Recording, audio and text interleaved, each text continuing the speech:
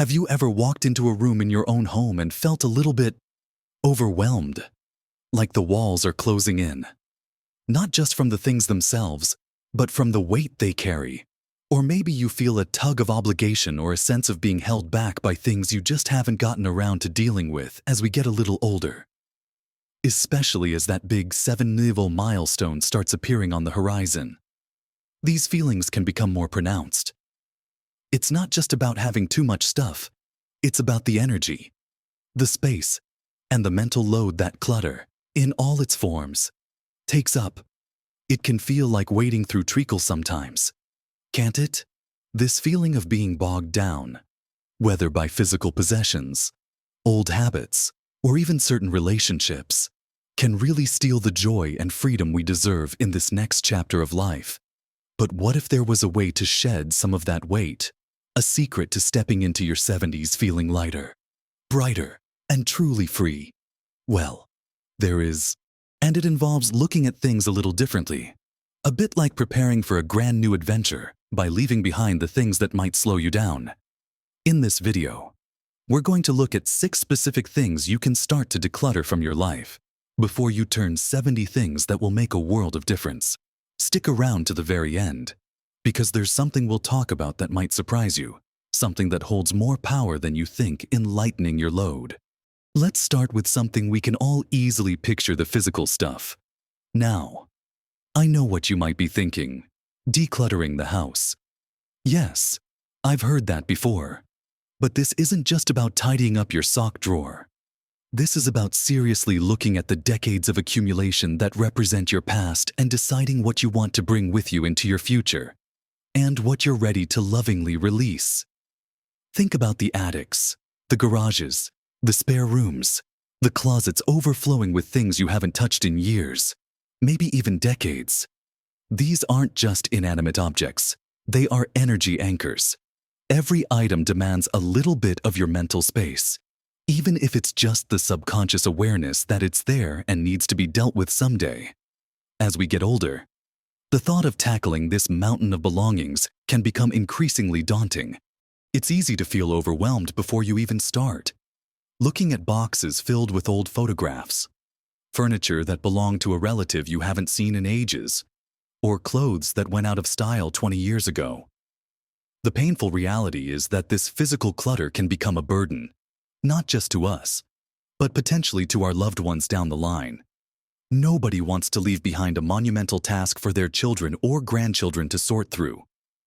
Decluttering your physical space before 70 is an incredible gift you give yourself, creating a calm, manageable, and beautiful living environment that truly reflects who you are now and who you want to be in the years ahead. So, where do you start with this physical decluttering? Don't think you have to do it all at once. The secret here is small, consistent steps. Pick one small area, a single shelf, a drawer, a corner of a room. Set a timer for just 15 or 20 minutes. Ask yourself, have I used this in the last year? Does it bring me joy or serve a purpose? Today, if the answer is no to both, can someone else use it? Can it be donated, gifted, or even discarded if it's beyond use? Don't get caught in the "what if I need it someday" trap. For most things, if you haven't needed it yet, you likely won't. And if you truly do, you can usually find a replacement. Think about the space you're creating, the ease of cleaning, the feeling of calm when everything has a place and you know where that place is. Imagine opening a closet and seeing only clothes you love and actually wear. Imagine a garage where you can actually park a car. This isn't just about minimalism. It's about intentional living. It's about honoring your present and future self by not being weighed down by the past. It's about making your home a sanctuary, not a storage unit. Getting rid of physical clutter also has a wonderful ripple effect. It can free up financial resources if you sell items, and it can be incredibly rewarding to donate things to people who can truly use them. It's an act of generosity, both to yourself and to others. The longer you wait, the harder it becomes, both physically and emotionally. The emotional ties to objects can be strong, but remember, The memories aren't in the things themselves. They are in your heart and mind.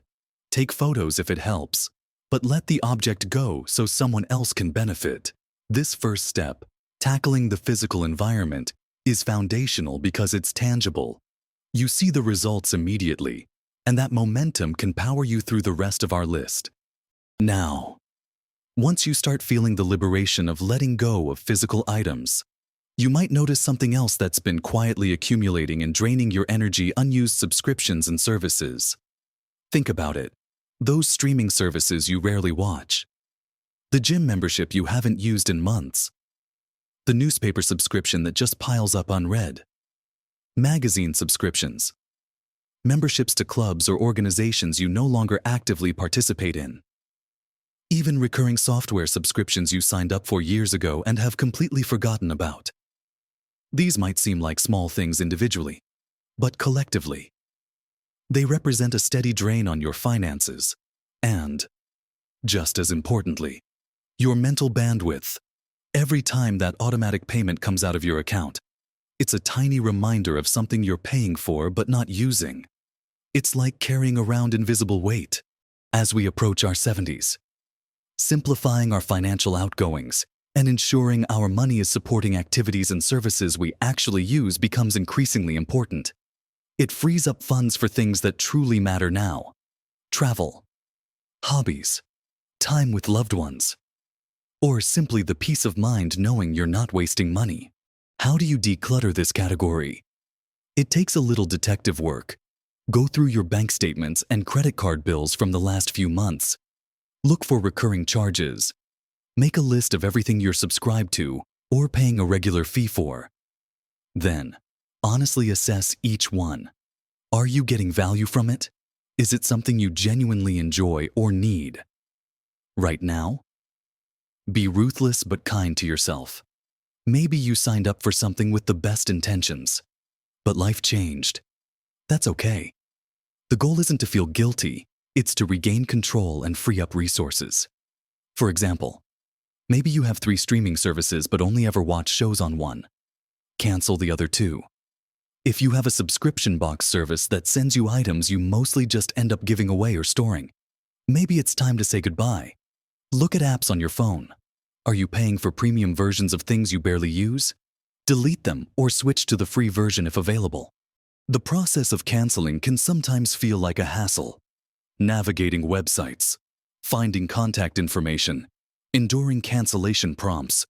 But the few minutes of effort are absolutely worth the ongoing savings and the feeling of being in control. It's like cutting unnecessary ties that are silently tethering you. You're simplifying your financial landscape, making it easier to track your spending, and freeing up money that can be used for experiences or savings instead of forgotten services. It's a practical step towards financial lightness and mental clarity. Just the act of going through those statements and identifying these drains can be incredibly empowering. It's like shining a light on hidden areas where your resources are being consumed without your full awareness or benefit. This financial and service decluttering is a less visible form of clutter than physical objects, but its impact on your sense of freedom and control can be just as significant. You're essentially unsubscribing from things that don't align with your current life, clearing the decks for opportunities and expenditures that truly resonate with the vibrant person you are becoming in your 70s. Now that we've looked at shedding the physical and financial clutter, let's turn our attention to something just as pervasive in the modern world. Next up is digital clutter. Oh boy, is this one growing for most of us? Think about your computer files, your emails, your smartphone photos, those old accounts on websites you barely remember signing up for, the endless notifications, the downloaded documents you never opened. Just like physical clutter, digital clutter takes up space, not physical space in your home, but space on your devices, space in the cloud, and crucially, space in your mind. An overflowing email inbox can be a constant source of low-grade stress. Trying to find a specific photo on your phone amongst thousands can be frustrating. Knowing you have old accounts floating around online that you no longer use can feel unsettling from a security perspective. The painful reality here is that digital clutter, while invisible in your home, can create just as much overwhelm and inefficiency in your daily life. It slows down your devices, makes it harder to find what you need, and adds to a general feeling of digital chaos. As we get older, managing complex digital lives can become more challenging, and simplifying this aspect can significantly reduce stress and frustration, freeing up time and energy for things you actually enjoy. How do you tackle digital clutter? Again, small, manageable steps are key. Start with your email inbox. Aim for inbox 0, or at least a manageable number. Unsubscribe from newsletters you never read. Most emails have an unsubscribe link at the bottom. Use it generously. Create folders to organize important emails you need to keep, but for the vast majority, archive or delete them. Set aside 15 minutes each day for a week just to do this. You'll be amazed at the progress. Then, move on to your photos. This can feel daunting, but think of the joy of easily finding that one special memory. Start with recent photos or tackle them in small batches by year. Delete blurry ones, duplicates, and screenshots you no longer need. Back up the precious ones to a cloud service or external hard drive so you know they are safe. And then you can consider organizing them into albums. For computer files, create a simple folder structure that makes sense to you, like documents, photos, finances, projects, and go through your downloads folder and desktop, filing things away or deleting them. Delete old, unused software. Look through your web browser's bookmarks. Are there hundreds you never visit? Delete them. Finally, think about those old online accounts. While harder to track down, services like Google allow you to see where you've logged in using your Google account. For others, you might have to search your old emails for sign-up confirmations if you find an account you no longer use. Look for a way to deactivate or delete it, especially if it contains personal information. It's a bit of digital spring cleaning that provides a tremendous sense of relief and security. You're streamlining your online presence, making it easier to navigate your digital world, protecting your privacy, and freeing up valuable space and processing power on your devices. It's about making technology work for you, not the other way around. This type of decluttering might feel less intuitive than clearing out a physical space, but in our increasingly digital world, it's become an essential part of living a lighter, freer life. It's amazing how much mental energy we expend just navigating the digital mess we've accumulated. Clearing it out is like giving your brain a bit of a holiday. Now, let's talk about another area that can quietly build up over the years and become a heavy burden: unfinished projects and commitments. We all have them, don't we?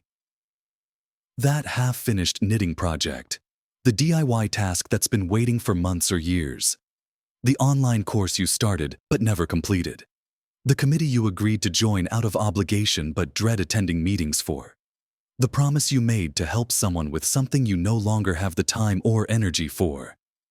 These unfinished items and unwanted obligations sit in the back of your mind, little energy vampires constantly whispering about what you should be doing.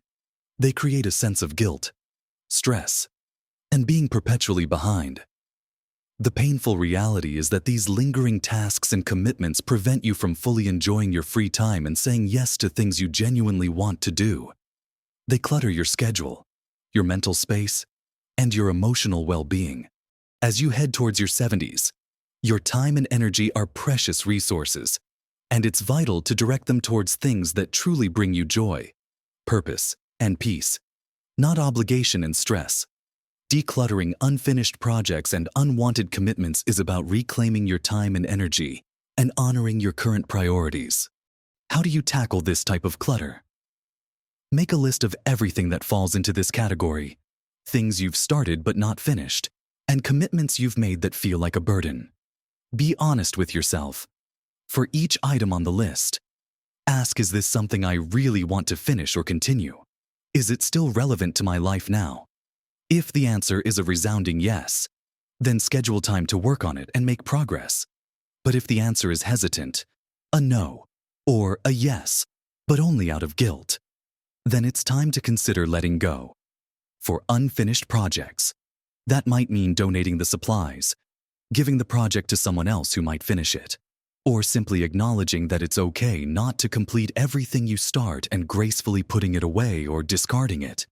For commitments, this is where it can be tricky, especially if it involves other people.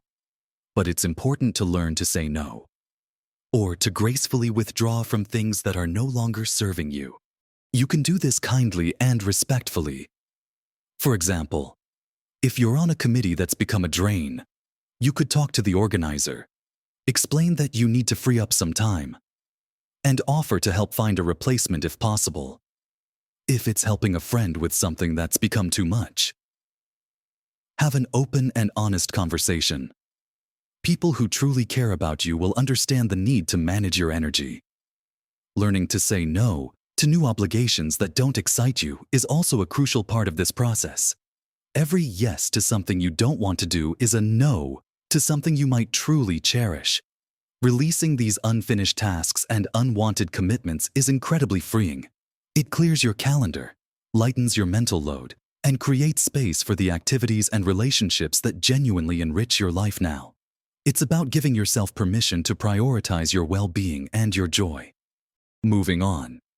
Let's delve into another area that can be surprisingly cluttered and weigh us down: relationships that drain you. This might sound harsh, but as we navigate life, we collect not just physical things, but also connections with people. And not all connections continue to be healthy or supportive as we evolve. This isn't about abandoning friends or family who are going through a tough time. It's about recognizing relationships that are chronically negative, demanding, disrespectful, or simply leave you feeling depleted and unhappy after every interaction. Perhaps it's a friendship where the conversation is always focused on negativity, a family dynamic that's consistently stressful, or acquaintances who take advantage of your good nature. The painful reality is that these draining relationships act like emotional anchors, pulling down your energy and emotional well-being. They can make you feel anxious before seeing the person, exhausted afterwards, and can even impact your self-esteem. As you approach your 70s, preserving your peace of mind and spending your valuable time with people who uplift, respect, and genuinely care for you is paramount. You deserve to be surrounded by positivity and mutual support. How do you declutter draining relationships? This is perhaps the most emotionally challenging item on our list, and it requires sensitivity and self-care. It doesn't always mean dramatic confrontations or cutting people off completely. Sometimes, it means setting boundaries. For example, limiting the amount of time you spend with that person, reducing how often you see them, or steering conversations away from negative topics. It might mean learning to say no to requests that feel demanding or unreasonable. In some cases, if a relationship is truly toxic or harmful, it might involve creating significant distance or even ending contact, which can be incredibly difficult but sometimes necessary for your own health and happiness.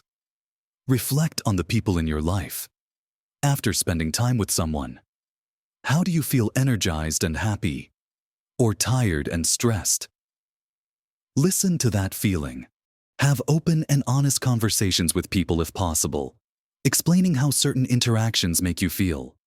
But be prepared that not everyone will be receptive. Focus your energy on nurturing the relationships that are positive and reciprocal. The people who lift you up, make you laugh, and support you. Spend more time with them. Join groups or activities where you can meet new people who share your current interests and values. Decluttering draining relationships is about curating your social circle to be a source of strength and joy, rather than stress and obligation. It's about recognizing that your emotional energy is finite and choosing to spend it on connections that nourish your spirit. This step is crucial for living a lighter, freer life in your 70s, as healthy relationships are a cornerstone of well-being and happiness at any age. But particularly as we rely more on social connections for support and companionship. It's an act of self-preservation and self-love. Finally, and perhaps most subtly, let's talk about decluttering your mind. Specifically, shedding limiting beliefs, old regrets, and negative self-talk. Over the decades, we can accumulate a lot of mental clutter. These are the stories we tell ourselves about what we can or can't do, the worries that loop endlessly, the shoulds and oughts that dictate our behavior, and the regrets about past decisions that we can no longer change. Perhaps you believe you're too old to try something new, or that you're not good enough, or that you missed your chance. Maybe you dwell on past mistakes or carry guilt about things that happened years ago. The painful reality is that this mental clutter creates internal barriers, steals your peace of mind, and prevents you from fully embracing the present and looking forward to the future with optimism. It's like carrying around invisible heavy luggage in your head. As you approach 70, you have a lifetime of experience and wisdom. This is a time for freedom, exploration, and enjoying the fruits of your labor, not being held captive by outdated thoughts or past burdens. Decluttering your mind is about freeing yourself from these internal constraints and allowing yourself to live more fully and joyfully. How do you declutter your mind? This is an ongoing practice, not a one-time event. But you can start by becoming aware of your thoughts. Pay attention to the narratives that run through your head. When you hear a negative thought or a limiting belief, question it. Is it actually true? Is it serving you often? These are just old habits of thinking that don't reflect reality. Challenge them. Replace negative self-talk with kind, compassionate words. Instead of, "I'm too old to learn that." Try, "It might take me a little longer, but I'm capable of learning new things." For regrets, practice acceptance and forgiveness of yourself and others. You cannot change the past, but you can choose how you relate to it today. Learn from it, but don't live in it. Mindfulness and meditation can be incredibly helpful tools for becoming more aware of your thoughts without getting caught up in them. Spending time in nature, pursuing hobbies that absorb you, and practicing gratitude can also help shift your focus away from worries and towards the positive aspects of your life. Talking to a trusted friend, family member, or even a therapist can also provide valuable perspective and help you work through long-held beliefs or regrets. The secret I hinted at earlier, it's the power of acceptance and intentionality. Accepting where you are, accepting the past for what it was, and being intentional about where you direct your energy, your thoughts, and your time moving forward. Decluttering your mind allows you to be more present, to appreciate the small joys, and to approach the years ahead with a sense of possibility rather than limitation. It is, perhaps, the most profound form of decluttering because it impacts every other area of your life. So, we've talked about shedding physical possessions, clearing out unused subscriptions and services, tidying up your digital world, releasing unfinished projects and commitments, curating healthier relationships, and perhaps most importantly, freeing your mind from limiting beliefs and regrets. Each of these steps, taken intentionally, helps you shed weight, visible and invisible, that has accumulated over the years. Think about the cumulative effect: a home that feels peaceful and easy to manage, finances that are streamlined, a digital life that's simple and secure, a schedule that reflects your true priorities, relationships that nourish you, and a mind that is free from unnecessary worry and self-doubt. That's the pathway to living lighter and feeling truly free as you step into your 70s. It's not about becoming a minimalist overnight or cutting people out of your life carelessly. It's about making conscious choices about what you want to carry with you into this next, potentially one of the most fulfilling decades of your life. It's about creating space, physical, mental, emotional, and temporal space, for joy, for new experiences, for deeper connections, and for simply being. Remember, this isn't about perfection. It's about progress. Even small steps in any of these areas can make a noticeable difference. Don't feel overwhelmed by the whole list. Pick one area that resonates with you most right now and start there. You're not just decluttering. You're curating the life you want to live. You're honoring the person you are now and the person you are becoming. This is a time for less obligation and more liberation. Less accumulation and more appreciation. Less stress and more joy. You have earned the right to live with ease and freedom. Embrace this opportunity to lighten your load and step into your 70s feeling vibrant, capable, and utterly ready for whatever wonderful adventures await you. What is one thing from this list you are going to focus on decluttering first? Share your thoughts in the comments below. Your experience might inspire someone else if you found this video helpful. Please give it a like so others can find it too. And subscribe to the channel for more ideas on living your best life at every age.